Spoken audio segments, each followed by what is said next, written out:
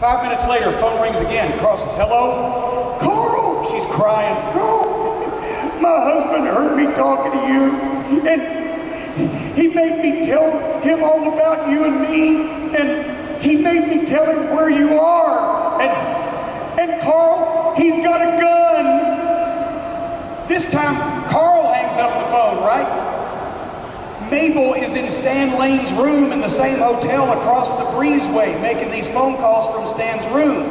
They go look out the window, and here you see this giant 6'3", 275-pound, bald-headed German in shorts and flip-flops with no shirt, with his bag thrown over his shoulder, running down the stairs. He jumps in his car and drives off and never comes back. He went all the way to Evansville that night because he thought that Mabel's husband was coming after him with a gun.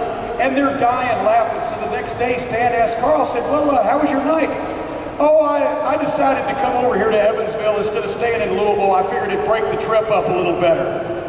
They never did smarten Carl up. He still thinks that Mabel's husband, well, he's dead now, but for a while he thought Mabel's husband was going to shoot him every time he came to Louisville. That's a pretty good rib. I don't know. What's your name and your question for Jim? My name's Tim. I'm a big fan of the Cornette podcast, and it's great to see Kenny Bolin not here with you. I'm sure you're afraid of that. I'm sure it's always great not to see Kenny Bolin. It always is. Yeah. It always is. But I wanted to say, who from OVW was your most surprising success or most surprising failure to go on to like WWE and either gain success or not? I don't know if there were that many surprising successes, because I think we knew right off the bat that John Cena was going to be tremendous and Randy Orton was going to be great, and some of those guys. I think several of the big disappointments were once again tripping over the bad booking. Johnny Jeter, it was, to me, was a young Chris Jericho. And then the Spirit Squad, that was like the St. Valentine's Day Massacre of wrestling gimmicks. They killed all 5 of those guys' careers at the same time. And Dolph Ziggler had to change his name. And now people don't remember. But and there was Rico Constantino, should have been huge. But, I remember sitting at Freedom Hall talking to Stephanie McMahon saying, this guy is the best employee we've got. He's the best athlete we've got. He's a tremendous student. He's responsible.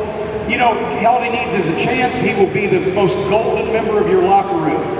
And they bring him in, and he's a former American Gladiators champion. He's a paramedic. He was a police officer in Las Vegas. He's been shot 3 times, stabbed twice, hit by a car in the line of duty. Tremendous story. They bring him up and they make him the hairdresser for the allegedly but not really gay tag team. And so there was a lot of those. It was like seeing my children from OVW, seeing my children graduate and go off to college, and then hearing that the college they went to was Kent State. It was just, anyway. All right, what's your name and question for Jim? My name is Craig. I was wondering, in the world of wrestling, you can never say never. So if there's anybody today that you would manage, would you be willing to?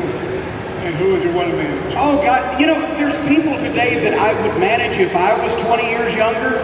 But there's nobody that I would manage today, just because if I fall down, I don't get back up that easy anymore. I'm too old to get thrown around. I'm not good at traveling anymore. But so it's my choice rather than there's nobody I want to manage. I'm past that point, and I'm elderly, rickety. But as far as tag teams go, everybody knows I'm a fan of the Revival. I think they're fantastic. They remind me of Tully Blanchard and Arn Anderson. A lot of the guys that I worked with in Ring of Honor just a few years ago, Adam Cole, Jay Lethal's a tremendous talent. The big German Walter that a lot of people are seeing that's been wrestling internationally, but the WWE has just signed him. There's a number of guys today that I would manage or would like to manage if I was still doing that. But I find it's hard enough just to get out of bed in the morning, much less getting out of bed and, traveling for 10 days straight. All right, all the way over by the concession stand. Jim?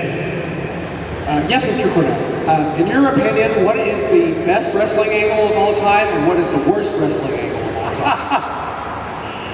Oh my God! See, that's like the best painting or the best song. And sometimes it's choice, but you know, as far as the worst, there's probably more material there in the worst column than there would be in the best. The best. Say again. Oh God! Yeah, when Steve Kern went from being fabulous to being a swamp monster. The best angle to me of all time, and this will be a deep cut, so I apologize. A lot of people may not have seen it, but there was an episode of Mid-South Wrestling Television from Christmas of 1985 involving Ted DiBiase, Ric Flair, and Dick Murdoch. And I'll just say at the start of the hour program, Ted DiBiase was the most hated wrestler in the area, and Dick Murdoch was his partner, and Ric Flair was the world champion. By the end of the hour, Flair had wrestled DiBiase and retained the title. However, Murdoch had turned on him, had given DiBiase a brain buster on the concrete and busted him open and everything.